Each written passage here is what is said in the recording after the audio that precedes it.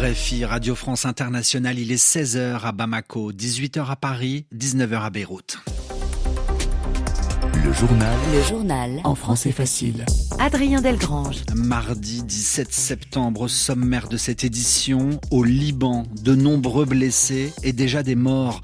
Tous victimes de l'explosion de beepers, sorte de petit objet connecté qui permet d'envoyer des messages au même moment activés à distance.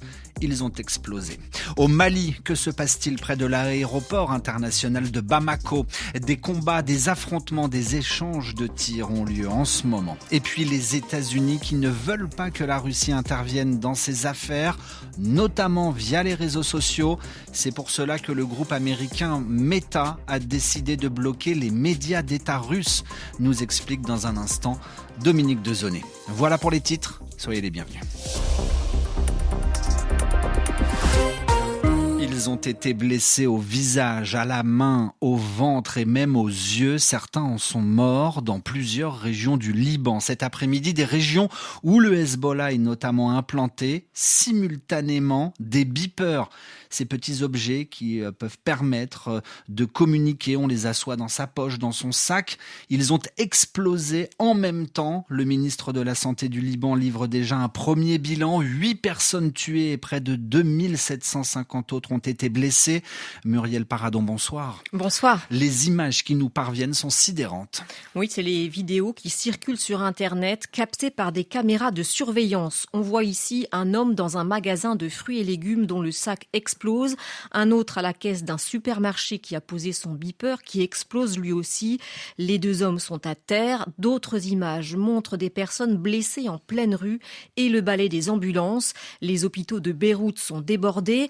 L'attaque simultanée au même moment a visé des hommes du Hezbollah à travers leur fief, leur place forte, à Beyrouth, dans le sud du pays et dans la plaine de la Beka. Le bilan, vous l'avez dit, fait état de 8 morts, parmi lesquels une fillette dont le père est un membre du Hezbollah. Il y aurait 2750 blessés, dont l'ambassadeur d'Iran au Liban. Alors on ne sait pas pour l'instant comment ces beepers ont explosé, actionnés à distance ou piégés. Israël est pointé du doigt alors que le Hezbollah, cette puissante milice pro-iranienne, est engagée dans un conflit pour l'instant à basse intensité avec Israël à sa frontière. Et cette attaque intervient justement au moment où l'armée et le gouvernement israélien ont annoncé étendre leurs objectifs de guerre au sud Liban. Et à l'instant, le Hezbollah vient communiquer, accuse Israël d'être à l'origine de ces explosions de beepers. Merci Muriel. Muriel Paradon dans votre journal en français facile. RFI à Bamako, 16h03. Les combats se poursuivent près de l'aéroport international de Bamako. Mais dès ce matin, les habitants de la capitale malienne ont d'abord été réveillés par des coups de feu, attaques revendiquées. Le JNIM, groupe de soutien à l'islam et aux musulmans liés à Al-Qaïda, dit être à l'origine de ces tirs. Alors pour tenter de comprendre la situation, David Bachet, bonjour. Bonjour. Remontons d'abord le fil de la journée. Que s'est-il d'abord passé ce matin à Bamako ? 2 lieux ont été attaqués de façon simultanée, en même temps, à l'aube, l'école de gendarmerie du quartier de Faladier et une zone militaire de l'aéroport de Bamako. L'armée malienne a expliqué qu'un groupe de terroristes, sans préciser leur nombre, s'était infiltré, était rentré dans l'école de gendarmerie avant d'être neutralisé, tué. Plusieurs sources sécuritaires maliennes confirment également l'attaque de la base militaire 101 dans la zone de l'aéroport où sont également stationnés des hommes du groupe Wagner. Après une période de relative accalmie, de nouveaux tirs ont été entendus en début d'après-midi à l'aéroport. Dans 2 communiqués, la Katiba Massina du JNIM, liée à Al-Qaïda, prétend avoir infligé de lourdes pertes aux mercenaires de Wagner et détruit de nombreux aéronefs, avions et véhicules. Aucun bilan officiel, même provisoire, du côté des autorités maliennes de transition. Selon les témoignages reçus par RFI, de nombreux morts sont à déplorer, les chiffres varient selon les sources, et des dizaines de blessés ont afflué dans les hôpitaux de la capitale. Et depuis, David, l'armée malienne affirme mener ce qu'elle appelle des opérations de ratissage. Au moins une vingtaine de suspects ont été interpellés, arrêtés et filmés par la télévision d'État, ORTM. Des vidéos circulant sur les réseaux sociaux montrent aussi un cadavre calciné, brûlé au milieu d'un attroupement au niveau du monument tout proche de la Tour de l'Afrique. Pas de force de l'ordre, cette fois c'est la foule qui a lynché, tué une personne soupçonnée d'avoir pris part à l'attaque. Le chef d'état-major général des armées, le général Oumar Diarra, a promis des enquêtes et appelé les populations à éviter les amalgames, un appel plus nécessaire que jamais pour éviter les actes de représailles contre certaines communautés régulièrement stigmatisées, pointées du doigt. Enfin, impossible d'atterrir ou de décoller de Bamako. Tous les vols civils prévus aujourd'hui ont été annulés. Merci David Bachet. Le journal en français facile. Écouter, lire, regarder un média d'État russe devient impossible sur de nombreux réseaux sociaux d'origine américaine.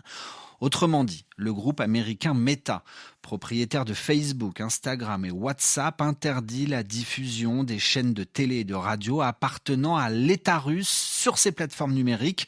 Manière pour les États-Unis de lutter contre un risque d'ingérence pour éviter, Dominique Dezonné, que la Russie intervienne dans les affaires américaines. En réponse aux tentatives d'ingérence du Kremlin dans les élections aux États-Unis qui inondent depuis des mois les réseaux sociaux, les autorités américaines avaient dévoilé une série de sanctions pénales et financières visant principalement le média Russia Today.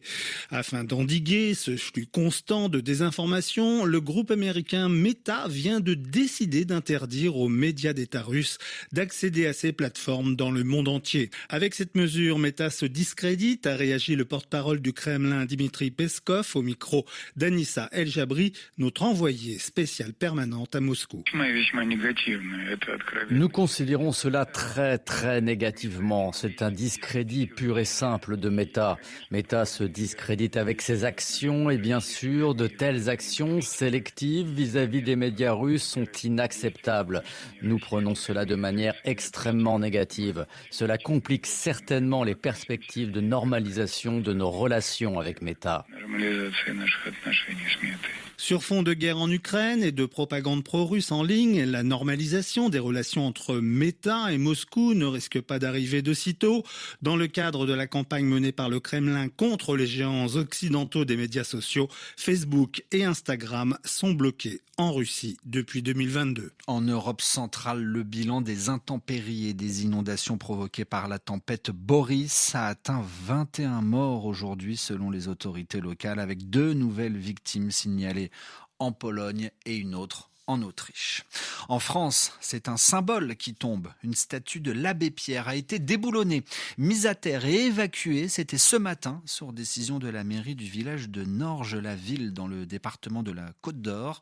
Ce village abrite la 2e communauté Emmaüs de France. Et puis enfin de la musique avec le retour de Thomas Dutronc avec un nouvel album intitulé « Il n'est jamais trop tard ». 3 mois après la disparition de sa mère, Françoise Hardy, le chanteur et guitariste revient donc sur le devant de la scène avec un album teinté, imprégné de jazz manouche. Edmond Sadaka. Il n'est jamais trop tard pour pardonner, se dire je t'aime. C'est le premier album de chansons inédites de Thomas Dutronc depuis presque 10 ans. Il est vrai qu'entre-temps, il a multiplié les projets. Son disque Frenchy, composé de reprises de standards français, avait cartonné en 2020, tout comme la tournée Dutronc et Dutronc, première vraie collaboration avec son père, Jacques Dutronc. Cette fois, il s'agit donc de chansons nouvelles. Il y est question d'amitié, de chaleur humaine, de don de soi, des titres écrits pour la plupart avec son vieil ami David Chiron. Thomas Dutronc. Il m'a composé des très belles chansons depuis le début de ma carrière, parce que sur mon premier disque, il avait fait une chanson qui s'appelait Solitaire. Et là, on a fait quasiment tout ensemble, en fait. C'est très guitare, c'est très... il y a un petit côté gitan. Grand admirateur de Django Reinhardt, Thomas Dutronc a fait appel à des musiciens manouches renommés tels que Stokelo Rosenberg et Rocky Gresset pour enrichir ses mélodies. Lune en Mercure, Scorpion en Lion, ils disent que ton amour est pur, que moi je suis en dépression, que je n'ai plus le sens de la mesure.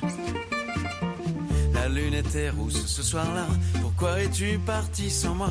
Et c'est avec Thomas Dutronc que se referme ce journal réalisé ce soir par Valentin Vanner. À Paris, il va être 18h10.